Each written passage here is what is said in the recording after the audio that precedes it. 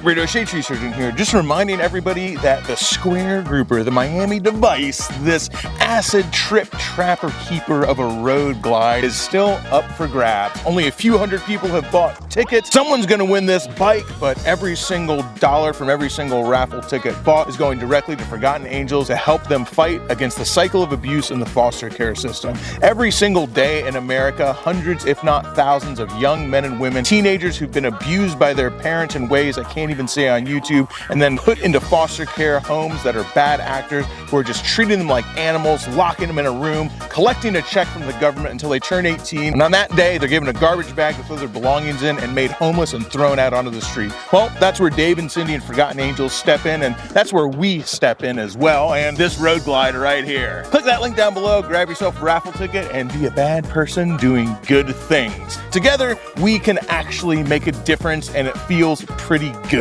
And we're not just giving away this bike, I got a special announcement at the end of the video as well, so stay tuned for that. And speaking of the video, let's get into it.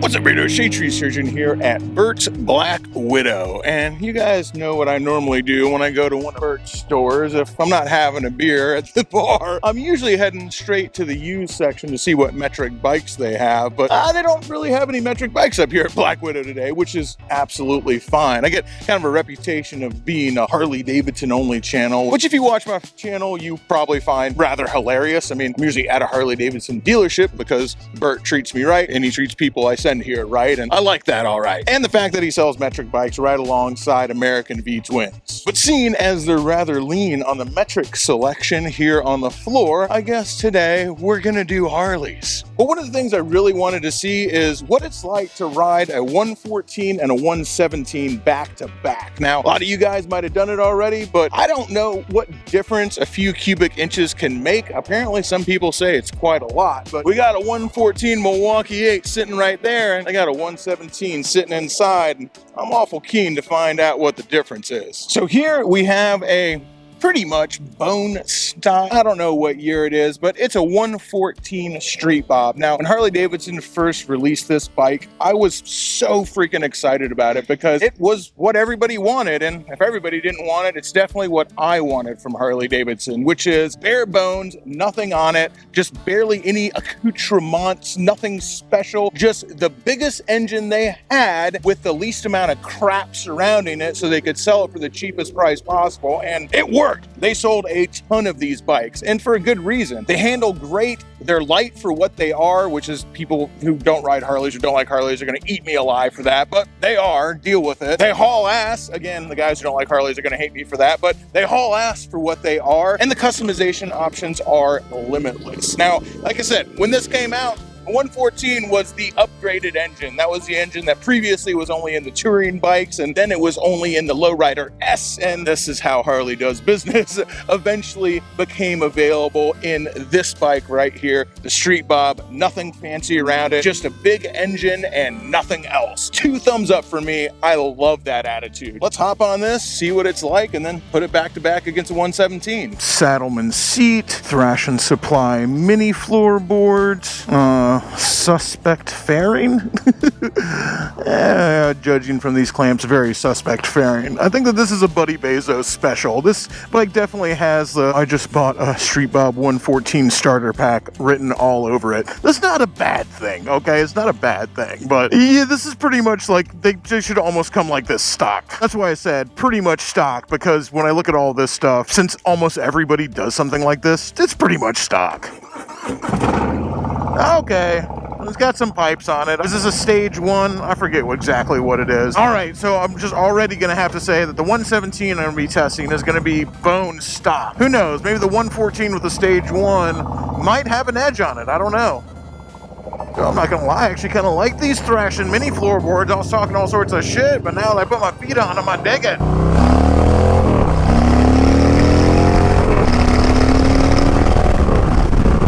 Oh, baby, this got a beat. I can dance to it. Dude, I forget how much a 114 rips in a I want to call it a lowrider. I guess it is, but in a Street Bob, man. The bike, like I said, I'm going to catch a bunch of flack from the Harley hater brigade about calling this bike light, but compared to an old school Softail, it's light. dang, dude. Man, that stage 1 brings them alive. I wasn't expecting this, I'll be honest. I was not expecting this. And I've ridden these motorcycles before. It's not like I'm unaware of it. Golly, dude. Harley, this was such the right move. This bare bones bike, man. The Street Bob with the 114 stuffed in it was exactly the right move. What a good motorcycle. Let's get that wide open rip one more time. I rather liked that. Holy crap, dude. Holy mackerel, dude. What the hell, dude? I really forgot how much these Softails rip, dude. They are good motorcycles.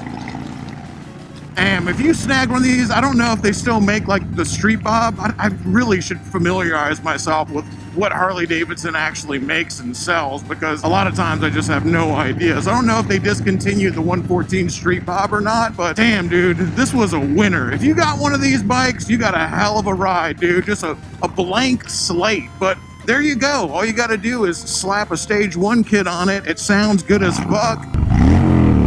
Yeah, that sounds freaking awesome, dude. Listen to that thing.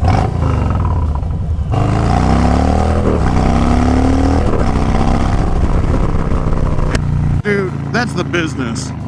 I'm already freaking gushing about this thing. I don't know, man. The 117 I'm gonna ride to pit against this is 100% stock. So I really don't know how much better a completely stock 117 is going to be against the 114 with the stage 1. Yeah, and the fact that I'm saying that is why Harley Davidson is not the biggest fan of Shade Tree Surgeon, and why I love Burt's, because I can come to Burt's and be like, you know what? You actually don't need a 117. You can buy a used 114, put a stage 1 on it, and it might be faster than a brand new 117 cubic inch Harley Davidson. That Harley Davidson does not want me to say that. Burt's, on the other hand, oh man, they let me say whatever the hell I want. I have not ridden a 117 yet. I'm going to tell you right now, it's got its work cut out for it, because this 114 lowrider just freaking split my face ear to ear. I really liked that. Just forgot how good these bikes are. So I used to ride my FXR, and I love my FXR, but man, for all my love for my FXR, I gotta say, why does Harley need to make another FXR when this Softail platform is so damn good? Jumping right off of White Lightning and on to Black Thunder, a brand spanking new, still got that new bike smell, Harley Davidson Lowrider S. Now, like I said, the 117's got its work cut out for it. I haven't been on one yet, so I don't know what they feel like. The first time I rode a 114 was actually on a Heritage, not even a Lowrider S, but the FXLR S, of course, has, I don't know if this does anything, if they consider it a stage 1. This is, of course, a way more expensive bike, especially since that Street Bob was used, but I guess you get some stuff for it. You got the cool air intake, it's got a different tank, it's got the Harley Davidson official fairing, not the Buddy Bezos Amazon special that was on the one I just rode, and of course the inverted forks, dual front disc, and I'm sure a few other things as well that I don't know about, and to be totally honest with you, I don't really care about, because we're really just here to compare the engines. It's kind of unfair to compare everything else about a top-of-the-line bike to the bargain basement, bottom-of-the-barrel bike, because those things, of course, are going to be way different. It's the engines we care about. So let's see how a bone stock 117 measures up. Say these Odin MFGs match up with this Stranger Things Harley Davidson pretty damn well. Better freaking come out swinging with this 117, Harley. Well, it's not going to come out swinging in the sound department. That is a stock Jetsons exhaust. Obviously, just initial impressions. It feels better in every single way. It's just your wallet that wouldn't feel better with the Lowrider S as opposed to the Street Bob.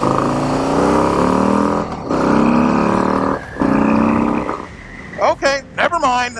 That's significantly faster. I thought I wasn't going to be able to tell the difference. I can.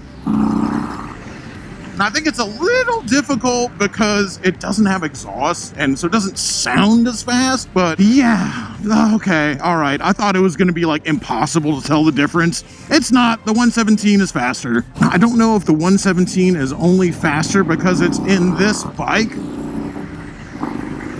God, it feels like smoother too. It doesn't feel like it's shaking as much. I wonder if they did something different for the brand new ones. They changed the counterbalancer or something. They're both rigid mounted engines. They're both counterbalanced, but I wonder if they changed it up. It definitely feels like it's not shaking as much. Or knowing Harley Davidson, I wonder if that's something that's like been engineered in to make this bike feel just a little more high end than the Street Bob. It's just like, yeah, put the slightly shakier counterbalancer in that one. I don't know. I don't think so, but I also wouldn't put it past them. Yeah, this thing freaking moves, dude. I don't know why. I really didn't think I was going to be able to tell the difference, but I can. Now, that doesn't make the Street Bob with the 114 a slouch. Damn, it just makes this one a totally different animal. Now, for my dollars, I'd probably still go with the Street Bob, but that's just me, man. I don't know.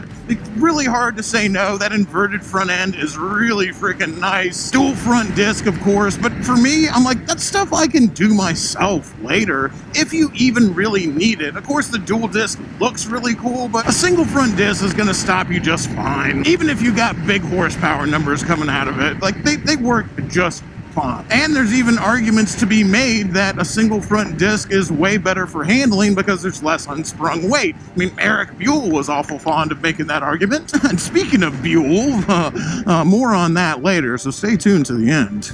There's a difference. Is it a huge difference? I mean, I think my initial first blush, this is why I don't do reviews, man, because my initial first blush is like, bike make motorcycle sounds, it goes fast, I love this, it's the best thing I've ever ridden. I think that about every bike I've ever gotten on. I'm just like, I love it so much, like instantaneously. I don't think it's that much faster. I don't know. That's an awful lot more money for a few cubic inches, and I don't know. I don't think it's that much. I'm gonna be honest, I don't think it's that much faster. I think that it'd be pretty neck and neck between this one and the 114 with the stage 1. And I think if you were to put Shay Lisi on that white 114 and my fat ass on the Lowrider S, I don't even think it'd be neck and neck. I think it would whip my ass. Of course, you know, I got about 200 pounds on her. Very cool bike. This is a very cool bike, but I don't know. The 117, I don't know if it makes that. But now over the 107, I'll say, yeah, the 114 and the 117, put that one's dick in the dirt. But I don't know, man. I don't know. And finally going up the step ladder even one more time and a little farther than what's offered stock on the floor, we've got a stage 3 122. Now, while this might not be the best comparison because I don't think that the stage 3 122 is really going to be all that comparable to the 121, which I have ridden, I just think that in this heavier motorcycle with the fairing and all the stuff on it and the rubber mounting, I think that it's going to be a little more comparable to the 114, the 117, and then of course this 122. It's got a lot going for it because it's way more hopped up than a stock bike off the floor would be, but it has a lot going against it because the bike is so much heavier. And I say rubber mounted versus counterbalance. I'm not sure really which would rob more power, rubber mounting or counterbalancing. I think back in the old days you would have said counterbalancing would rob way more power than rubber mounting, but I think it's come a long way since then. But I'm certainly not going to pretend to be an engineer. I just like bike, man, and I don't know. I've never ridden a 122. I've never ridden the stage 3. Spent plenty of time on a 131 and even a supercharged 135, but never the middle ground here, the 122. I feel like it's the next logical step up if we're doing a 114 and a 117, and I don't really want to put any miles on a brand new bike if I don't have to, and plus this is big and orange, and I think it's calling my name right now. Let's see how it stacks up. Hell yeah, brother. I think it's weird when they do these skulls, but then it's got fleshy hands. Although I guess maybe skeleton fingers would look weird smoking. I don't know. This is also an odd place for a dent. This doesn't seem like a dent that happened during an accident. This seems like the kind of dent left by a spurned lover. Regardless of how it got there, I'm sure this bike has some stories. Oh, there's something about that rubber-mounted Milwaukee 8 when that thing fires to life, dude. It just feels like starting up an aircraft with a shotgun shell. It just pops into existence. And whether counterbalancing is better or not, that's not really what I'm that worried about right now. There's just something about the rubber-mounted engine that makes it feel alive. And how alive am I going to feel when I twist this throttle open? Okay. I was fully prepared for this motorcycle to be like kind of just as fast as the 117, and once again, it's not. It is so much faster. Damn, dude. They even said when I took it out, they're going like, dude, the 122 Stage 3 is not going to be a good comparison. And you know what? They were right. Or maybe it is a good comparison, though, because for me, doing it yourself, it just yields so much better results. And I know this is what people hate about Harley Davidson. They come unfinished. Well, they do sell finished ones, man. You can get a CVO 121. You can get all the big engines with all the little doodads on them, but I still think that you get way more bang for your buck if you do it yourself, man. If you put that Stage 2, Stage 3, Stage 4 kit on it, whatever it is, if you put that on the bike yourself, it's just a way faster bike than if you get it from the factory like that, which is why a 114 all tuned up with cams and a few other things done for it, man, it's gonna put a 117's dick in the dirt. Now you put those same mods on a 117, you might be telling a different story. I'm just saying, I think it's way better, in my opinion, to buy the base model bike and then upgrade it from there. I've ridden the 121 CVO. I don't think there's any comparison between the bike I'm on right now, this 122 Stage 3, and a stock CVO, the brand new, baddest of the bad, biggest regular bike you can get outside of Harley's freaking six-figure race bike. This 122 Stage 3 in this orange Street Glide would put that CVO's dick in the dirt. Literally no comparison, dude. It freaking wiped the floor with it, man.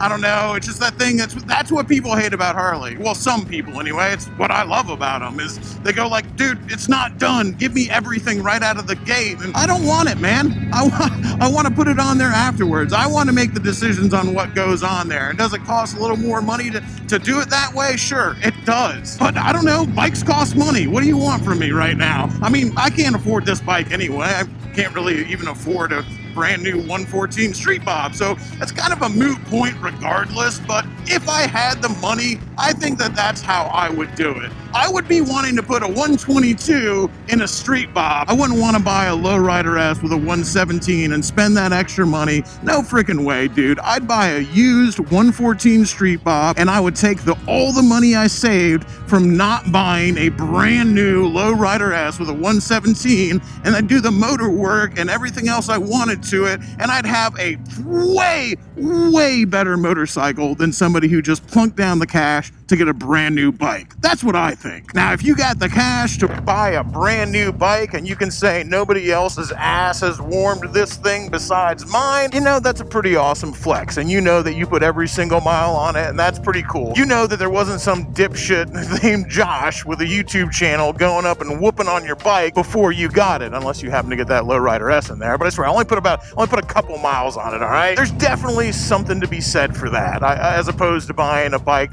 that's used and you don't know anything about it. I'm just saying how I would do it. I'm not trying to knock anybody who does it their own way, but after testing these three back to back to back, I gotta tell you, man, I'd be buying that white one right there and taking that extra money and putting a Stage 3 in it. And I think I'd have a way better bike than someone who just spent the money on a brand new lowrider S. But that's just me, baby. You do you. There's definitely some other very cool bikes here today that I'm not test riding. But unfortunately, I don't live very close to Bert's Black Widow, so I still got to beat traffic back.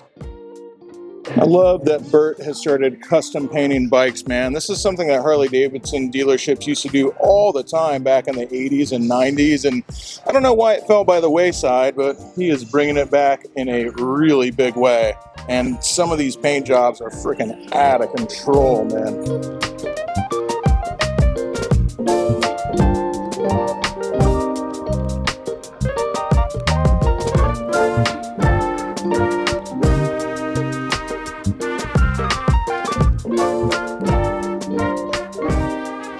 Now, this ain't a Bert's custom, but I'm super glad that Harley Davidson finally brought back purple. And I would have ridden this one too, except it's already sold. I really love the look of this bike. But as for what I would be most tempted to take home today, I didn't test ride it because it didn't really fit with what we were doing today. I don't know, I would have been awful tempted by that white Street Bob, but I think my favorite bike on the showroom floor, or anyway outside of it, the one that I would actually try to get if I was trying to get a bike today, is this one right here. There's just something about an old police bike that I really dig, and I love those tractor seats, man. Believe it or not, they are freaking insanely comfortable, and the fact that it's got some conchos on it, which gives it a little bit of an old school look, makes it look like an electric glide from the 70s. I just really, really dig that. I think this is a good looking bike, and if I had my pick, that would be it. And now, speaking of fast orange motorcycles that are almost Harley Davidsons, as in almost Harley Davidsons being Buells, let's go back to Shade Tree Surgeon's labor camp for wayward women. I got a surprise for you guys there.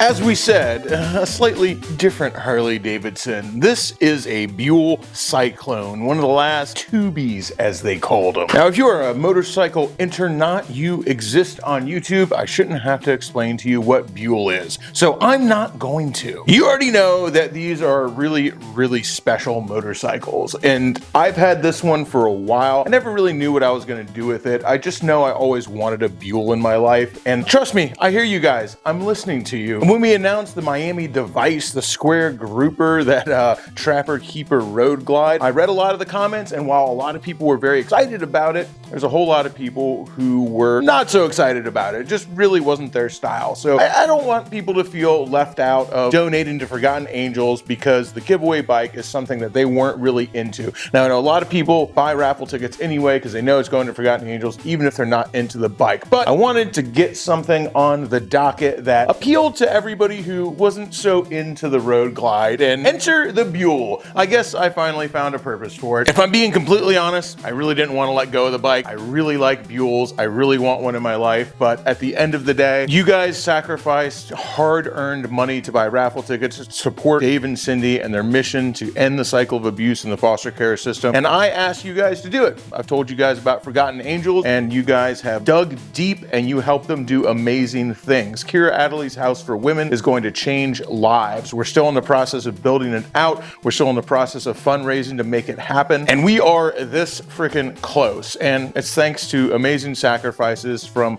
hundreds of people out there like you, the person who's watching this right now. So the least that I can do is take a motorcycle that I don't really need, I just want. I don't buy raffle tickets because it'd look awful fishy if I won. So I'm gonna go ahead and make my sacrifice by donating this Buell right here that, yeah, well, I wanted to keep it. I think that doing something good, taking something out of my life and giving it towards the greater good is a lot better thing to do with it than just hold on to it and keep it and ultimately let it kind of sit around, because I hadn't done anything with it yet. I had all these plans that I was gonna fix it up and take it into the mountains and have this cabin getaway, and 2 years later, I haven't done it. So am I really using this, or am I just being a greedy, covetous bastard who doesn't let anything out of his grasp? It's more the latter. So we're donating the Buell to Forgotten Angels. We got a little bit of work to do to it, but we're gonna get it back into fighting shape. And if you've already bought a raffle ticket for the Miami device, the square grouper, well, you're also entered to win the Buell because we're giving it away as well. And also every other single ticket bought for the Miami device will also count towards the Buell. We'll probably pull this one a little early here in a couple weeks. For all you guys who weren't really that into the Road Glide, you might not be into the Buell either, I guess, but at least there's something a little bit different up for grabs along with the Road Glide. And speaking of the square grouper, and if you really, really hate the paint job that much, if you win it and you don't like it,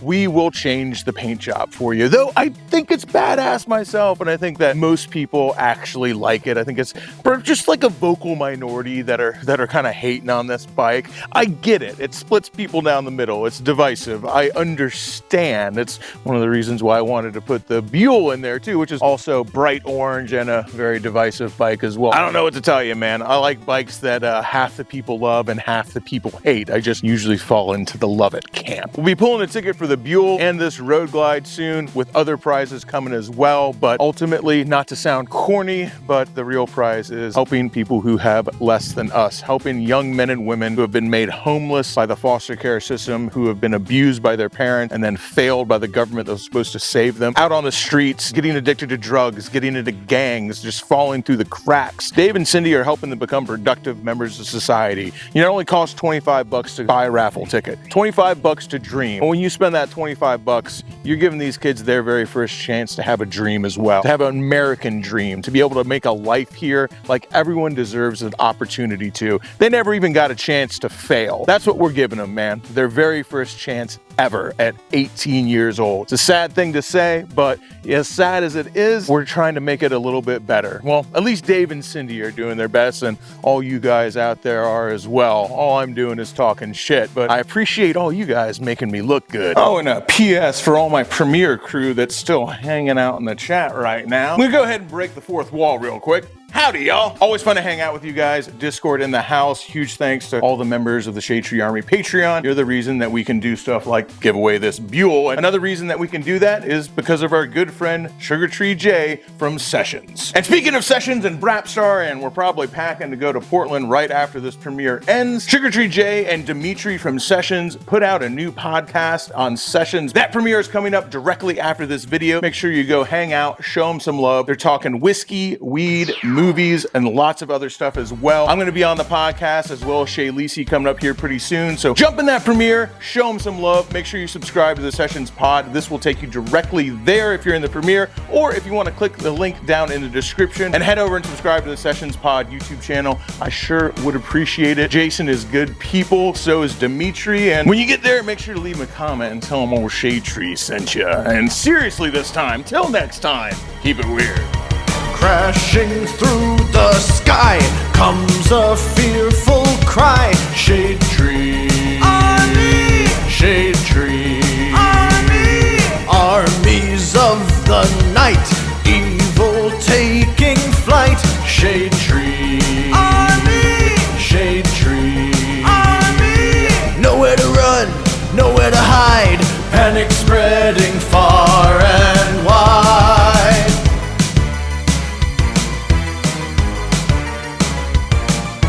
Can the world oppose the deadliest of foes? Shade Tree Army, Shade Tree Army, who will risk it all to end the evil call of Shade Tree Army, Shade Tree Army. They never give up, they never say die, walking tall with banners high. Shade Tree Army, a ruthless gang of scum, villains, freaks, and bikers determined to rule the world.